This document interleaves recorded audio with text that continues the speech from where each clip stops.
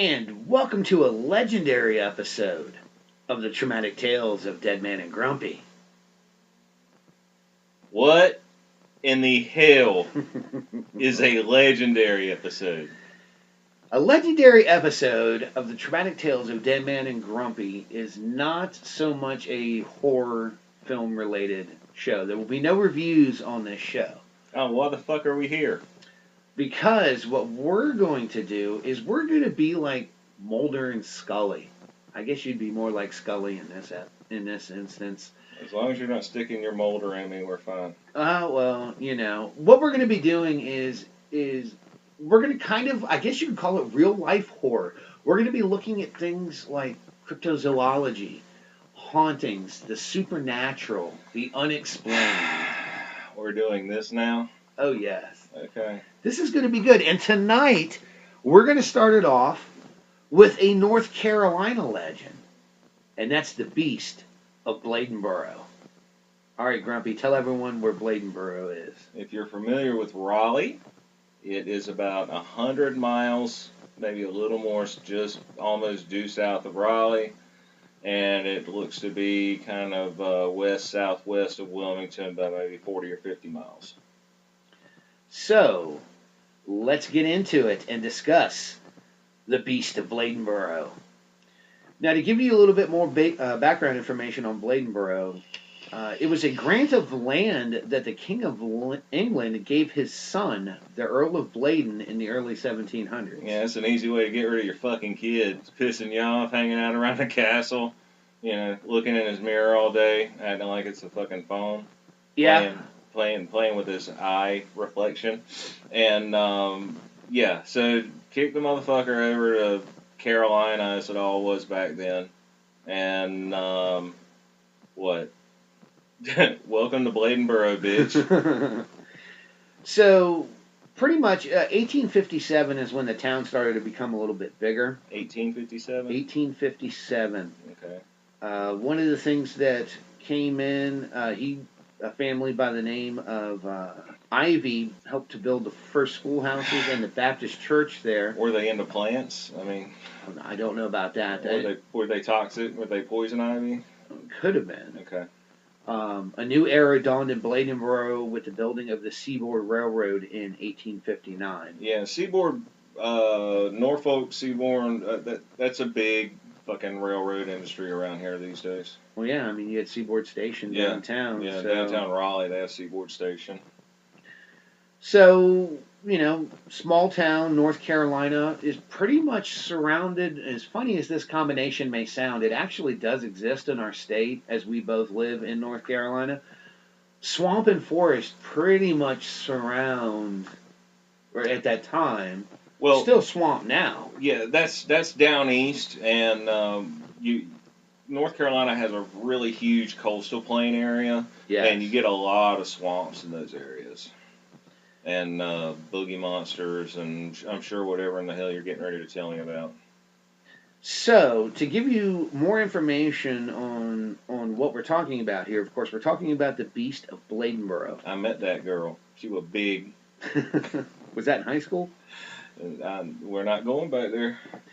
So, the Beast of Bladenboro refers to the creature responsible for a string of deaths amongst Bladesboro, North Carolina animals in the winter of 1953 and 1954. Damn, so recent. Not like fucking Civil War people freaking out. To make it even more interesting is the fact that apparently the creature returned in 2007, and we'll get to those events here in a little bit.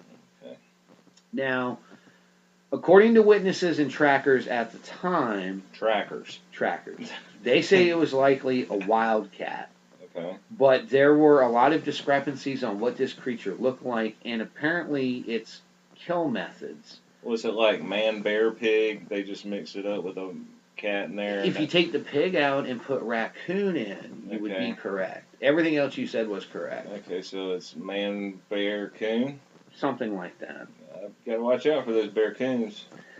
So, according to the reports, the entity was known to most commonly crush or decapitate its victims, which were mostly dogs. In a lot of the stories that you'll read about it as well, it is said that most of the bodies were drained of blood. So, I don't know about that. As Grumpy turns his notifications down on his phone. Sorry. Now, one of the things that people will point to is they seem to think that there was a lot more hype to this story than what really happened.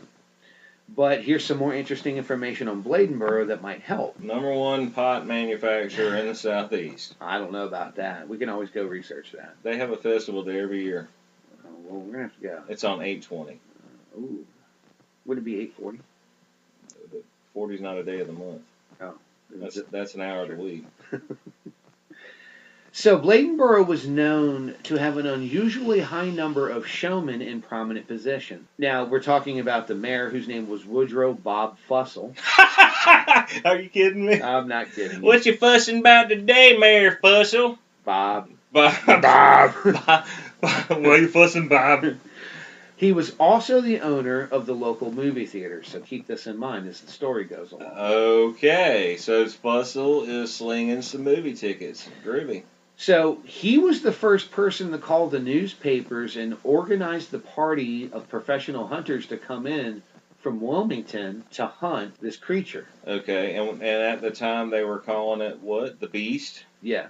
Okay, the Beast of Bladenboro has hunters from Wilmington that were contracted by Bob Fussell, the mayor of Bladenboro, who also owned the town movie theater. Who also owns the town movie theater. This will be going into production in May, by the way, folks. Well, how is this relevant?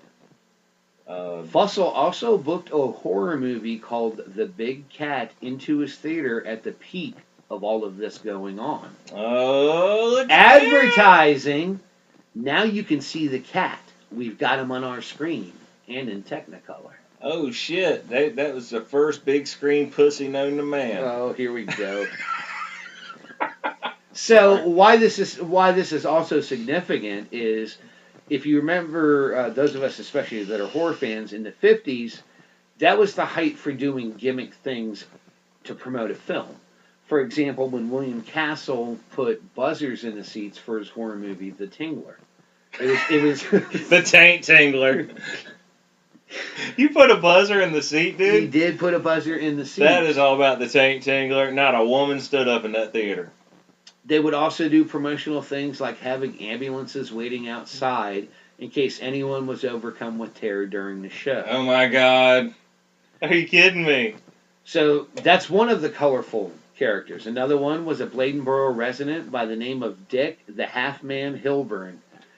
This is almost like man, I was drinking when you said that. He was born with no legs and only had one arm. Okay, now let me stop right here. Okay. All right. So nowadays, people with physical disabilities or differently abled, or however I'm supposed to politically say this so I don't hurt your feelings, I just said it that way. Okay? Okay. I am making a conscious effort. Don't forget, we have the trigger warning statement at the beginning of the show. Well, anyway, people are going to get pissed off at comedy.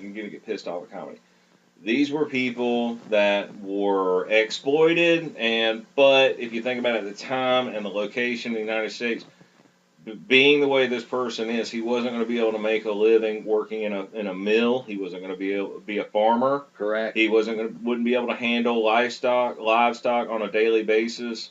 I mean, I know there are people with the equipment and the technology that we have now, but back then that didn't exist. Well, what year was it? What's 50s? Still the 50s? Okay, yeah. So they had wheelchairs and stuff like that.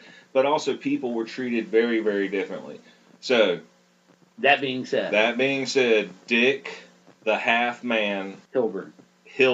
Now, funny that you had mentioned his work. He had one arm. No legs. He was born that way. And he had 2 foot-like appendages. He had one arm. Oh, no legs, no arm. I don't know. It doesn't. There's no picture of him. I can't quantify how. Okay. So read his label again one more time. Let's see. And his description. Is Dick the Half-Man Hilburn, who, despite being born with no legs and only one arm, had a genuinely remarkable career. Okay. Hilburn had traveled with the circus for many years and worked as a tattoo artist and ran a sideshow with his partner, Carl the Frog Boy Norwood. Okay, so he was actually exploiting himself. Yeah, he was a carny. exploiting himself and others. Okay, so now it's been said, I will never have the name Dick and Half anything anywhere in my name that describes me. I'm with you. I just wanted to get that out there. But I guess he was more man than women could handle if he was half the man that he used to be. Or ever was. Is that where the country song came from? I don't know. I'm just talking shit. Hilburn had retired and returned to his hometown of Bladenboro because he was tired of traveling with the circus. He was a much-loved member of the community. Mm-hmm. He was known for entertaining children, doing tricks on a skateboard, and causing people to marvel at the seemingly endless number of feats he could accomplish despite his disability. And actually, there is a picture of him, even though the audience can't see it. This will be on our Facebook page, by the way. Oh, yeah, check him out. He looks like, he looks like he's down to business, too, Seriously. He Now, he was also a talented artist and had set up a shop as a sign painter when he returned home. When the monster started attacking around town, he saw an opportunity. He began to produce license plates and other memorabilia with the vampire beast painted on it. Okay, so now it's a vampire beast. Yes. So and it says like all the hunters who came to the town were just buying all of that shit. Mm. So you could roll up there with a cart of like vampire spray. Probably. That like smells like garlic. Maybe. And have people spray it on around their house, and that way they wouldn't have to spray it on their dogs. So their dogs wouldn't be eaten. Now, after the incident years later, the mayor is quoted as saying, "A little publicity never hurt a small town," and is allegedly stated that the beast was 10% real, 90% imagination. Well, you're also talking about Bladenboro. Well, he had also said that he never thought how out of control the stories would get. Uh-huh. When it hit the papers, and it was, like a slow time in the area then, it got picked up. Oh, shit. Here we go. The only other, to give everyone a time perspective, the only other big item of regional interest that week was a local boy makes good story about a little-known comedian by the name of Andy Griffith making his first appearance on The Tonight Show. Oh, look at that. Old Andy showing up. So, this, the Beast was a big deal. Yeah, man. I always said that Andy was the Beast. He was the Beast of Mayberry. I mean, he was. Well, come on over here, Charlene. He never told you about what he did to Sarah, the damn phone operator. There's a reason she had to stay in that booth. So, Andy! We've done all this talk. We've set up the background. Let's tell you why the Beast was a big deal. Now, possibly related to the Bladensboro incidents, a dog was found dead in Clarkton, North Carolina. Oh, that's sad. It's about 8 miles outside of Bladenboro. Was it an old dog at least? Well, this is all it said. Okay.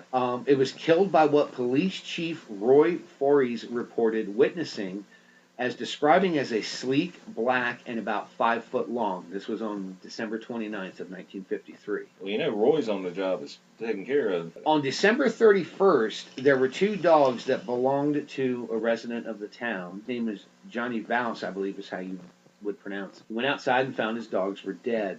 Oh, no. According to his description of the crime scene, there was a significant amount of blood all over the place. Were the dogs decapitated again? 2 of the dogs were torn into ribbons and crushed, according to Mr. Vouse. His exact description was, "My dog put up a good fight. There was blood all over the porch, big puddles of it, and then there was a pool of saliva on the porch. It killed one dog at 10:30 and left it lying there. My dad wrapped the dog up in a blanket. That thing came back and got that dog, and nobody's seen the dog since. At 1:30 in the morning, it came back and killed the other dog and took it off. We found it 3 days later in a hedgerow. Hedgerow, there you go. Sorry. Ooh, bad English on my part. The top one of the dog's heads was torn off, and its body was crushed and wet, like it had been in that thing's mouth. Okay. The other dog's lower jaw was torn off." I can see having something happen to one of your dogs on your front porch at 10:30, and I guess they were like, we're gonna wrap it in a blanket. But I treat my dogs like they're my fucking kids. That's very true. And so I don't understand where this person's coming from. But that being said, something happens to one of your animals on your front porch. These guys, this is the 50s. They had electricity and all that shit. They could leave a damn light on outside.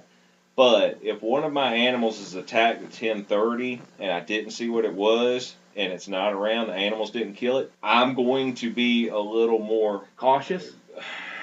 Alert? Yes, alert would be the word. You say a dog puts up a fight. A dog fight is not something they do while they're whispering. That's very true. A dog fight is going to be fucking loud. Now, we are out in Bladenboro, and this is back in the 50s. Yeah. Again, we have to stress that North Carolina is not in the 1800s anymore. But I mean, back then in the 50s, it's not like traveling through North Carolina now. Yeah. So it is a little bit more remote in terms of a location. So you've got bear down there. Oh yes. You've got coyote. You've got coyotes. You've got a lot of predators down there that would attack and eat a dog. So I'm just saying these things are going to make noise. And why these people? I don't know. Maybe the fucking people were deaf. Who fucking knows? Well, and stop and think too. Before this came out as a sensationalized story, it probably wasn't uncommon to have one of your animals killed. Yeah, by a bear. By a bear or a coyote, especially in farmland. Yeah. So, as it goes on, though, on the next day of January 1st of 1954, there's a gentleman by the name of Woody Storm who owns a farm in Bladensboro. I'm Woody Storm. Was he a porn actor? I don't think so. Okay. 2 dogs were found dead there. Another 2 dogs. Another 2 dogs. Okay. This is the next day. It's never more than right 2 now, no. or less than 2. So this is day 2 of the alleged rampage. Okay. On the night of January 2nd, there was a farmer by the name of Gary Callahan that reported that a dog of his had been killed. Now it's a 1. Now it's a 1. 2 more dogs were found dead on January 3rd. Fuck. Now, one of the dogs was actually autopsied. Okay. And according to Police Chief Roy Forries, again, I hope I'm pronouncing it right. Roy's on the case, man. There wasn't more than 2 or 3 drops of blood in him. The victim's bottom lip had been broken open and his jawbone smashed back. Forries also said of the dogs found dead so far, the ear of one dog was gnawed off and the tongues of the 2 had been chewed out. So something is killing dogs out there. Obviously. Surgically. I mean, that's pretty brutal. I don't have any shit to talk about this just because I find it absolutely horrible. I mean, it is. Now, this is according to the Charlotte News, and I'll quote where I'm getting most of my story and information from here at the end. On the 5th, a pet rabbit was found cleanly decapitated and still warm. On January 7th, a dead dog was found in a pasture near the Bladensboro swamp. So there's obviously either a really sick fucking person out there or there's a wild animal doing something. Is the sideshow going on during... I mean, January wouldn't be the time for the sideshow to be going through. We have a circus comes through here in February all the time. So well, it comes to the state fairgrounds. I don't know if it would have been in Bladenboro. Well, I'm just saying that that could have been an old tour, right? From that it's just not part of it anymore. Back when they were just on the road all the time and not on the rail. Now, there I have a little bit of a list of encounters and descriptions. There was a resident by the name of Malcolm Frank who had reported seeing the animal crossing the street. And what night was that? It was October 31st. He was over there. He had a pillowcase in his hand. He went up there and knocked on the door at old lady Tillman's house down the street. Well, he described it as about 4.5 feet long. Fucking 10-year-old kid dressed like a lizard. Bushy and resembling either a bear or a panther. Now, it should be noted that at one time, yes, the state of North Carolina actually had panthers in it. Yeah, we had panthers worth a damn in Charlotte at one time.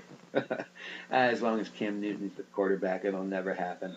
And that was a description that he gave to the Wilmington Morning Star, and that was in the January 4th edition. There was a little boy who was the son of a Bladensboro man named Carl Pate, reported seeing the monster as well on the night of January 3rd. Does it give the age of the little boy? It does not. Damn it. I saw it. According to him, it was small and a little like one just like it was small and a little one just like it was running beside it. So he reported seeing two creatures. Okay, so a bear and a bear cub. A third sighting on January 3rd was reported by James Pittman. And he goes on to say, at about 11 o'clock, I heard a strange noise outside my window like a baby crying. He went outside to follow the noise for close to a mile. He saw bushes moving, but I never did actually see whatever it was. However, I think it must have been close to 150 pounds the way it went through the bushes. So 3 different accounts of something. He heard something from a mile away. No, he heard it outside of his house, and he followed it for a mile. And he followed it for a mile. Through the bushes and shit. Through the bushes and shit. Well, there weren't a lot of... I mean, yeah, I know there's a lot of rural living down around Bladenboro. There's some manly men living back in there, North Carolina, but no, man, I'm just trying to get the gist. It's not like a baby crying from a mile away. You're like, damn, that baby's pissed off. So, again, according to the Wilmington Star, another witness, Lloyd Clemens, says that about 8 o'clock in the evening, he said that he saw the beast. And this is his count. She came out of the shower. She was wet all over. This is just going to make... Oh, man, this is going to make old North Carolina look bad. Here we go. Oh, my God. This is his quote. Okay. Well, here we go. I got 2 dogs. Niggy, the little black one. No, you did not say that. That dog's name was Piggy. No, it's not. Okay. And his second dog's name was Pee-wee, the brown one. That's bigger. Okay. Me and my wife were sitting here in the living room. We heard the dogs get awful restless. My front light was on, and Larry Moore had his back light on. I glanced out the window and saw this thing. It had me plumb spellbound. It was about 20 inches high. It had a long tail, about 14 inches. The color of it was dark. It had a face exactly like a cat, only I ain't never seen a cat that big. It was walking around stealthy, sneaky, moving and trying to get Niggy and Pee-wee. I jumped for my shotgun and loaded it and went out to shoot it, but it moved into the darkness right away and I couldn't find him again. Now, from the sounds of it, I mean, he sounds like he's probably a man that was probably an experienced hunter. Sounds like a cross between a gator and a damn panther. I mean, yeah, well, and like I said, I mean, they hadn't been seen, I think they're extinct here, but like I said, North Carolina at one time did have actual panthers that lived here. Yeah, we've got a lot of wildcats and shit like that live around here. Rattlesnakes, everything in North Carolina. So, things, of course, are continuing to escalate. The town is in a panic. Mm-hmm. Animals are winding up dead. Something crazy is happening in this town. So, well, let's go install some fucking buzzers in the theater seats so people come to calm down and not worry about their dog who died shit, yesterday. the movie theater. Calm down, though. Let's go to the theater. I'm sorry about your dog, baby. Let's go down to the theater. I don't want to. Come on, let's go. It'll relax you. Oh! So now, of course, because of all the media attention, people are paying attention to this. So, there's a group of hunters from Wilmington, and there's some specifics in this. S.W. Garrett, G.V. Garrett, and Joe Gore spent the night tracking the creature for about 3 miles around swampland. According to their report, the track showed claws at least an inch long and indicated an 80 to 90 pound animal. They also seem to think that the beast's circling movement made it seem possible that it had offspring or a mate nearby. During the early hours of January 5th, Chief Forays and one D.G. Pate witnessed a beast attacking a dog from 100 or so feet away. According to them, the dog ran away yelping and was not found. Pate also reported seeing tracks along a creek bank near one of the attack sites. He said that there were 2 sets of prints and one was smaller. Later that day, which correlates with the little kid's story of seeing 2 creatures. They're seeing 2 of them, one being smaller. Later that day, in the early evening, Mrs. C.E. Kinlaw went to her front porch upon hearing whimpering dogs. She saw what she described as looking like a big mountain lion near the dogs 3 houses down. The creature ran towards her, but turned and fled when she screamed. Ah! Outside her home, the tracks left in the dirt road were bigger than a silver dollar, according to Police Chief Forrest. Forrest was all over the damn place. Well, okay. Bladenboro, this time they had a movie theater, a mayor, and a bunch of people with dead dogs. Something's going on. Oh, sheriff's office? Yes, Sarah. No dead dog? Damn, that sucks. There was a young boy by the name of Dalton Norton who reported seeing what he called a big cat on January 6th. And his parents did not like him very much. Could have named him Morton. I mean, you could have. Named Morton Norton. His quote, "We heard a noise on the porch. Whatever it was made a noise like a baby crying." That's the second time we've heard that. Yes. It jumped off the porch and I watched it through the window. It went over to one house and then went off towards another, and I didn't see it anymore. On January 11th, 2 cars stopped for an animal reported to be 4 feet long. Jack Evers, one of the men in the cars, was quoted as saying the animal had runty-looking ears and being brownish and tabby. Foray said that the animal really upset the woman. They were wringing their hands and like that. My hands are so wet from sweating, I gotta wring them out of here. So, I mean, it definitely seems like there's some weird wildlife, if nothing else, in this area. Yeah, they keep going back to cat. Yep. And crying baby. The crying baby. They keep going back to, but the length of it and the height. Now, the one guy said it was 20 inches. Yeah. 4.5 feet long. I guess at the shoulder with their head down, moving like a cat would. Like stalking. The way it would slink, it's a possibility. Yeah. Okay. So, as far as actually hunting for the creature, January 3rd, Police Chief Forey searched for the creature with his dog. Right, his dog's with him.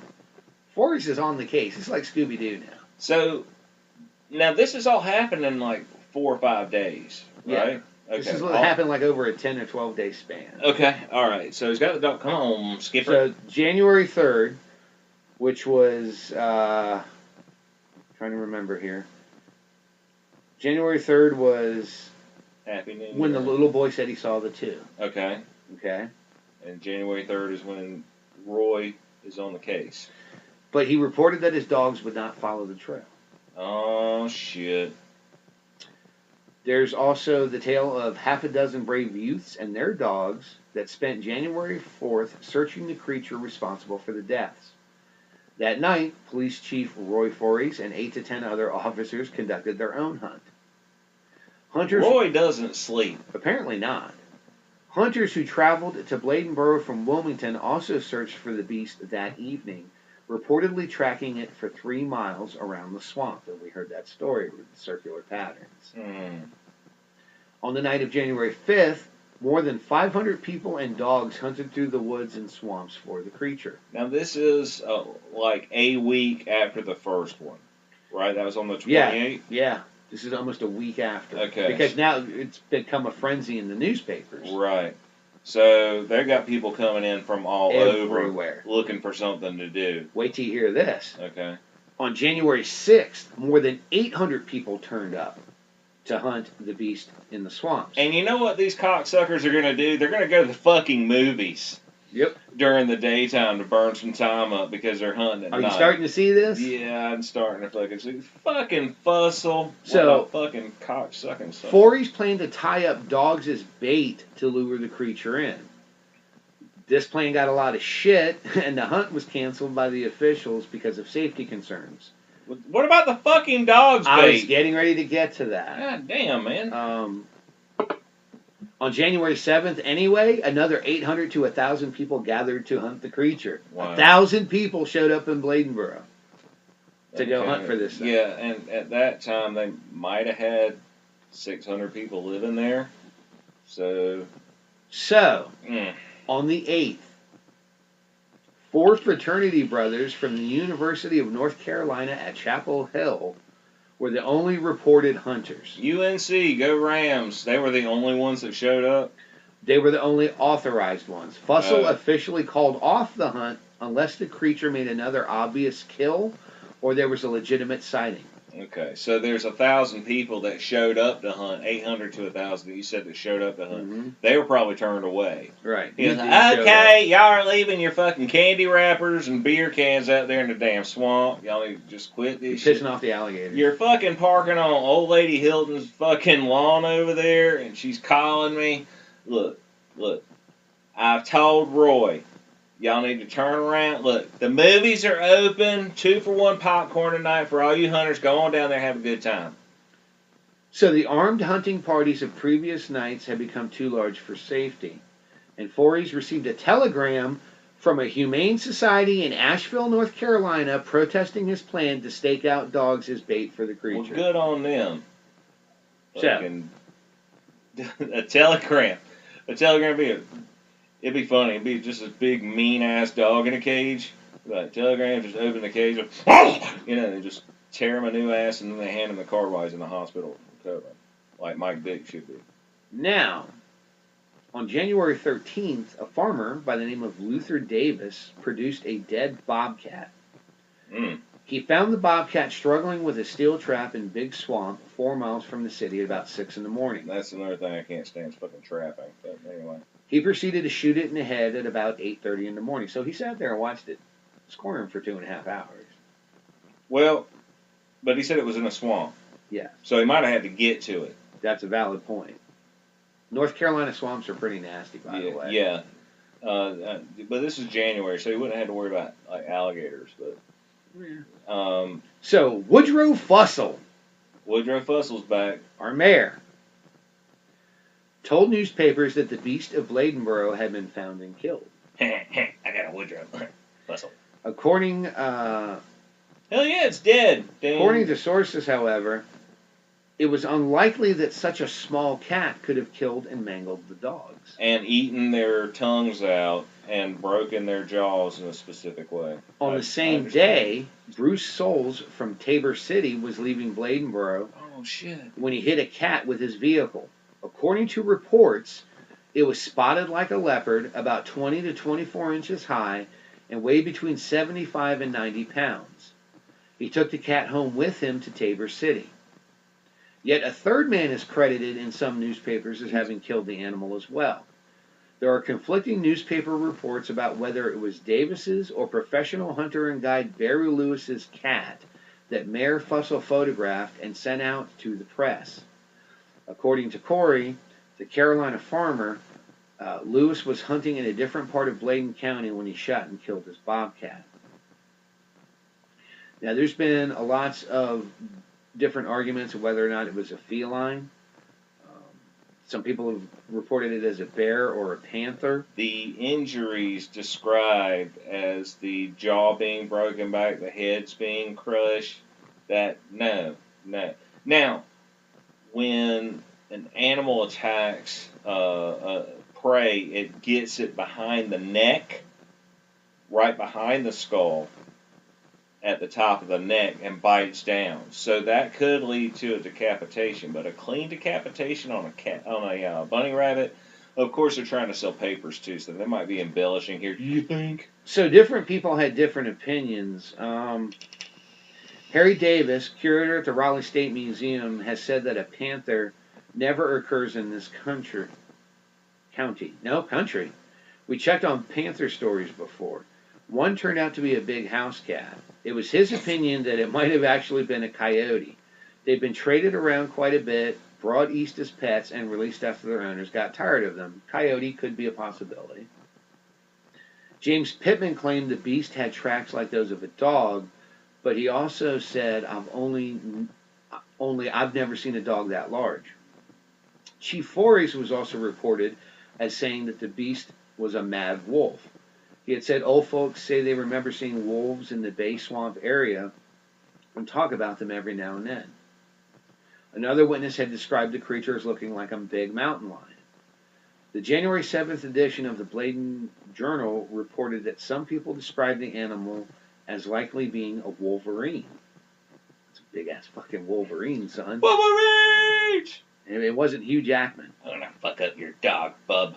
The article goes on to mention that there is speculation the creature may have been a wild police dog. The game warden of Elizabeth City, North Carolina, Sam Cuthbert, said that the tracks he investigated indicated a catamount. This is yet another name for a cougar. I thought it was Mrs. Wilson. Well, there's that too. A.R. Stanton, a man from Lumberton, North Carolina, thought that the Beast of Bladenboro was a German Shepherd and a Hound mix named Big Boy that he gave to a Native American boy who lived along the edge of Big Swamp. Big Boy was dark and had a long, bushy tail, Stanton was quoted as saying. I raised him from a pup, but if I met him in the woods, I wouldn't call him, I'd kill him. He claimed Big Boy was capable of leaping over a 6-foot fence and killed chickens from time to time. Lumberton veterinarian N.G. Bayard said in regards to Big Boy that it was very feasible he was responsible for the attacks. Bayard also said that it was possible Big Boy or another dog could have killed the other dogs and lapped up blood rather than sucking it. Lapping. Wait a minute, though. You said the base of the jaw was broken on a couple of these dogs, and their tongues eaten out. Yeah. So I don't see a dog doing that, and then, I mean, think about how much blood is in a dog. Oh, I know. But Big Boy sounds like he might be kind of large, Bob. So yeah, he's like Cujo big. I don't know. I mean, it's definitely pretty creepy. Creepy as fuck. So this was all back then. Yeah. Okay, so we haven't gotten to the new stuff. No, we're going to get to that in a minute because there's still just a little bit more as it pertains to our story here. Okay. Now, there were some other incidents that happened in Bladenboro that were not dogs. On the morning of December 15th, which takes place before some of these other events. Just before my birthday, by the way, if you guys want to send me something next year. There was a tenant farm near Robertson Memorial Hospital. A man by the name of Marvin McLam found 5 medium-sized pigs and 3 chickens dead. Oh, shit. And this is according to the Robinsonian paper. They were strewn about a sty approximately 10 to 15 feet in area. The animals were mutilated and 4 had crushed skulls. 3 of the pigs had legs torn apart from their bodies. Strangely enough, no blood was evident, indicating the killer employed the same blood-sucking traits of the Bladensboro beast. The next day, a stray dog weighing 65 pounds was killed. Carol Freeman, the county dog warden, said it was most probably the killer from the day before, even though the tracks found at the farm were not compared to the dead dogs, and it was not explained how the dog could have reached the chickens, who McLam said were roosting in a tree. According to dog warden Raymond Kinlaw, the feeding of raw meat to pet dogs definitely would cause a dog to become bloodthirsty. All right, and there was a lot of that back then. Oh, for sure. Yeah, especially like hunting as big as it was at that time. Especially in the wintertime, there's a lot of deer hunting and whatnot. And when they're cleaning, they would just have the dogs eat. And guys, a lot of guys don't know this, but dogs are used in hunting. They'll go out and they'll flush out for you. Oh, yeah. Yeah, it's pretty crazy. I mean, and then the different, the speculations on, did they kill it? It's really strange. Hell yeah, I hit it one shot with my damn Buick on my way back to Tabor City, South Carolina. I mean, that's North Carolina, but whatever. It's Tabor City. It's on the border down there. Whether or not they actually killed it, I don't know. But you're also describing something that had the ability to hunt on the ground, obviously, but get chickens out of a tree. That's pretty crazy when you stop and think about that. It just sounds like a fox, or it could, I guess a panther or other creatures. I mean, that's kind of hard to say. It's, and like Grumpy mentioned, the Beast returned in 2007. That's part 2. The movie this is like was the restored, and old Fussell, it was like son of Fussell, is now trying to sell movie tickets again. So the Beast returned to North Carolina in 2007, bringing more surprises and fear with it. Oh, shit. In Lexington, 60 goats were found with their blood drained and their heads crushed. In Lexington? 30 miles away in Greensboro, another farmer lost his goats the same way. Yeah, but this is way out west. Okay, so Greensboro is about, I don't know, 60 miles west of Raleigh. And then Lexington is far west of that. Now, remember, Bladenboro is 100 miles due south of Raleigh. So this is way, way far away from where the original shit was going down. And then there was a strange case in Bolivia where a man by the name of Bill Robinson lost his pit bull to the creature. He buried it, but the next day it was in the same location where it was killed. 4 days later, another resident, Leon Williams, found his pit bull dead. It was covered in blood and it was missing a few body parts. There was sign of a struggle, which is strange for a pit bull. Other places lost a total amount of 10 dogs in just 2 weeks. More tracks were found. These ones were measured 4.5 inches in diameter. That's a big fucking paw print. In 2008, the TV show Monster Quest did a search for the beast. Their conclusion that what people may have been seeing and was killing was a cougar. However, the cougar has been dismissed as extinct throughout the east coast of America except for the tip of Florida. So it's open to speculation to what the beast may actually have been. Well, the cougar's Mrs. Wilson, I can tell you that. Well, she answers her door. But I mean, it is coincidental that the killing stopped after the 2 different ones were killed. The killing stopped when 1,000 people showed up to hunt for whatever was killing things. I mean, there is that. There is that. I mean, was the whole thing a publicity stunt, though? Okay, well, if it's a publicity stunt, you got somebody out there doing some pretty fucking horrible things to people's pets. Agreed. It's not even an argument. So, if Bustle was at the bottom of that, I'm sure he's got a warm place that he can stay for the rest of his being. Oh, definitely, and I would definitely hope that would be the case. You know, but what do you think? Was it one of these creatures? Is it something unknown? What do you think about what happened in 2007? And to keep in mind the migration pattern, if we're questioning, I mean, think about how much it's built up. It would certainly push a predator out of its natural location. Yes, we see that here with deer. Yeah, North Carolina's growing and growing and growing.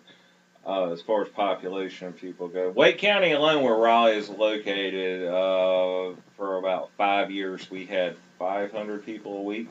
Something like that. Moving to the city. That's rapid growth. I don't know. There's a lot of folklore in North Carolina, you know, because we all sat around campfires and carved shit out of logs until like 1970. We didn't really do much around here. So, yeah, I could tell you, I think it's probably, like the 2007 stuff, I think was a bear. Well, I mean, the draining of blood's definitely a little strange. Yeah, I don't get it. That's why I say I don't Head's understand. Crushed. But a bear would stomp on something. Sure. So the head crush, the 4.5 inch diameter footprint. But that is a big paw print. A bear print sticks out a lot different from a cat print, though. Definitely. So again, I am bamboozled and dumbfounded. I have no idea. I mean, could it be the rare? You know, there's a possibility that there was a Carolina panther. Well, sure. They've got a panther reserve in the Everglades area in Florida, actually. So the Panther Park or whatever it's called. Well, no, I don't. Or someone had one as a pet and let it go. Well, see, that's another thing. You've got traveling shows, right? So you said the guy that had the traveling show went back to Bladenboro. He could have had a pet that got out and was like, "Oh shit, I'm not telling anybody about that." Well, that's an interesting speculation. You know. But still, as far as what's happening with the injuries of the dogs, with the bottom jaw, I'm going back to this fucking bottom jaw thing. It's just too weird. Yeah. For the bottom jaw to be, you know, broken off, and then the tongues to be eaten out of the dogs.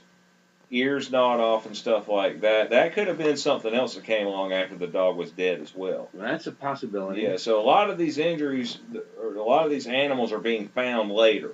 Yeah. In a very rural area. So you could have had other things that came along. The bigger predator, yeah. so you have the whatever that killed it, and then you have coyotes, raccoons, possums, I mean, you name it, coming along and ripping off a piece here and there later.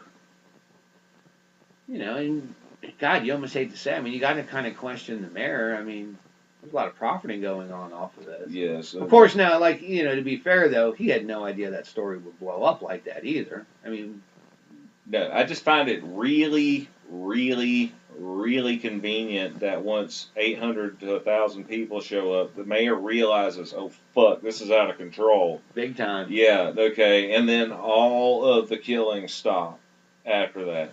Well, that pattern stopped anyway. So, yeah, that sounds really suspicious to me, and I hate to think that anybody would go out and start killing people's dogs so they can sell more fucking movie tickets. Right, and by the way, we're not saying that that's what happened.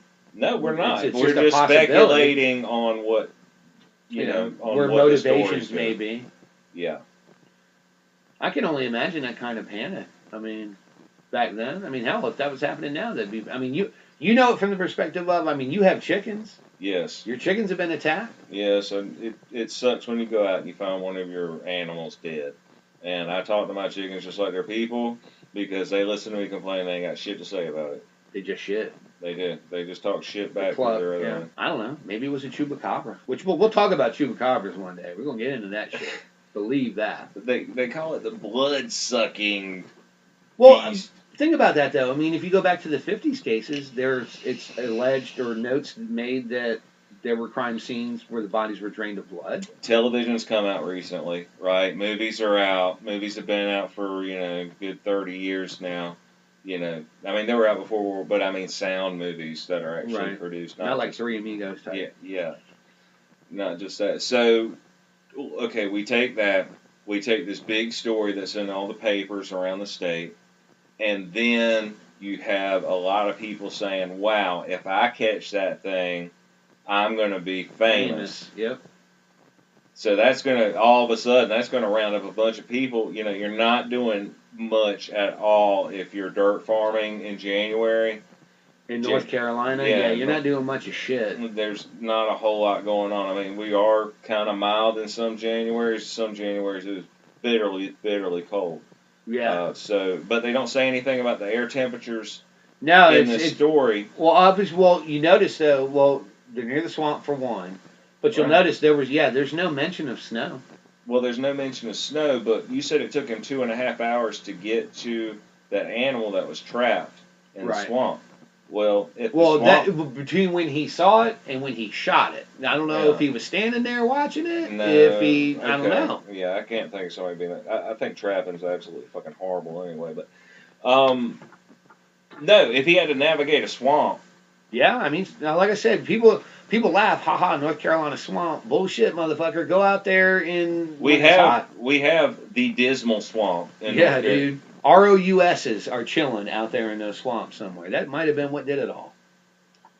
What the fuck is an RO? Rodents of unusual size. Oh, goddamn, Princess Bride. All right, Dread Pirate Roberts, here we go. I had to tie it in. I'm the Dread Pirate Roberts, can we please song? So, I have not found anything where there has been any recent reports of anything. It's become such a local urban legend that they have something called the Beast Fest.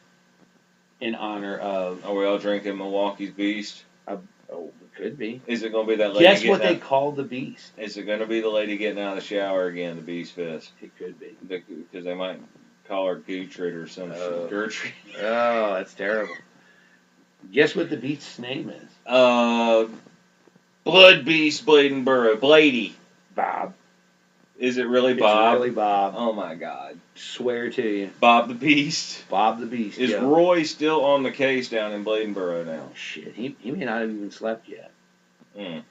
He's still awake. He's still hunting. He's still hunting. I know it's out here somewhere, that son of a bitch. So you're open to decide for yourselves what the deal is with the Beast of Bladenboro. To give you some of the sources of gleaned a lot of the notes from Wikipedia, specifically, the Beast of Bladenboro. Historical information came from... he pulled it out of his ass, folks. No, I wish I did. No, that was... the historical reference came from the Bladensboro historical site. I just don't have that up right in front of me. Additional information about some of the kills came from Vampire Beast Cryptid Wiki. Just look up Vampire Beast on there. That'll pull that up. There's actually a website. There it is. Boothsboro.org is the link to the Beast Fest.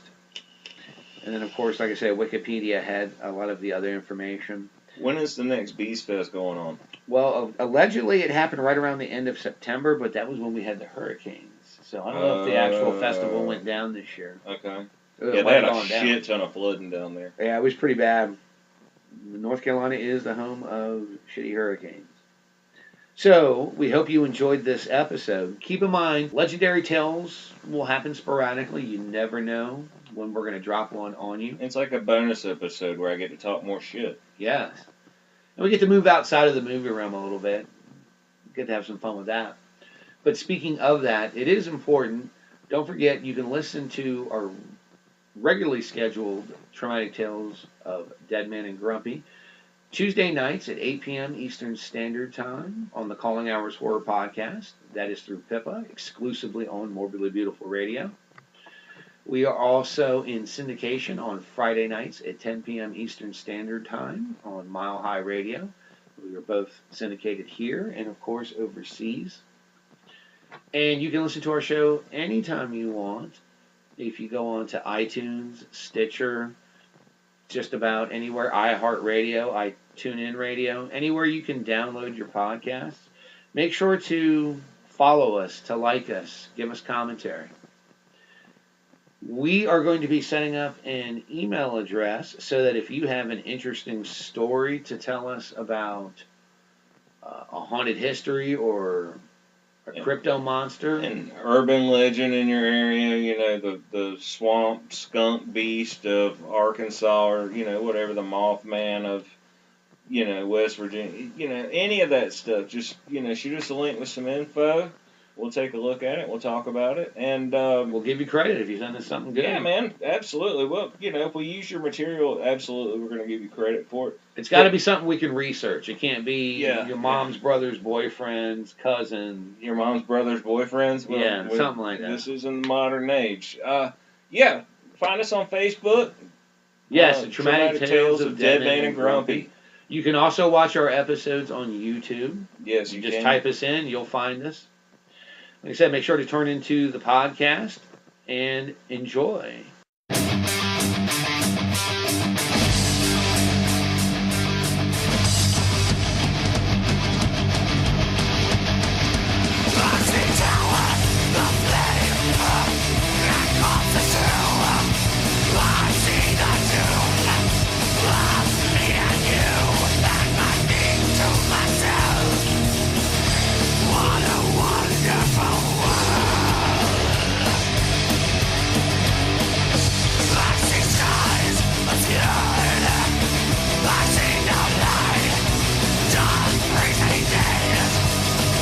Sleepless night.